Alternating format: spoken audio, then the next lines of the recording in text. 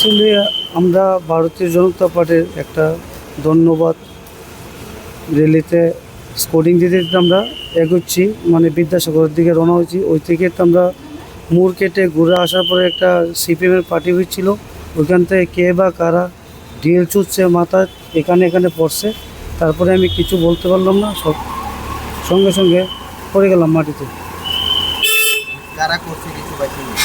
কারা করবে, যেহেতু পার্টি সিপিএম, তো এখান থেকে তো তারা দলের লোকই হইব, বা কেউ না কারা তো হইব। কতজন আহত ছিল? আমরা সবাই রেলি করে আসছিলাম বিদ্যাসাগর থেকে ঘুরে আমাদের মণ্ডলের উদ্দেশ্যে। তখন আসার সময় আমাদের উপরে আক্রমণ হয়েছে, 10 থেকে 15 জন হইব। আমরা তাদেরকে দেখতে পাচ্ছি না, তাদের হাতে লাঠি টাঠি ছিল এরকম আর কি। তার মধ্যে আমরা 2-3 জন ব্যথা পেয়েছি। কারা করছে কিছু?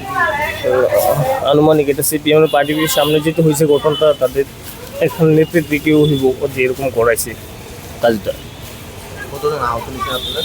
আমরা 2জনই ইনজুরিছি বেশি, আর বাকিরা হয়েছে অল্প বিস্তর রয়েছে আর কি, সামান্য।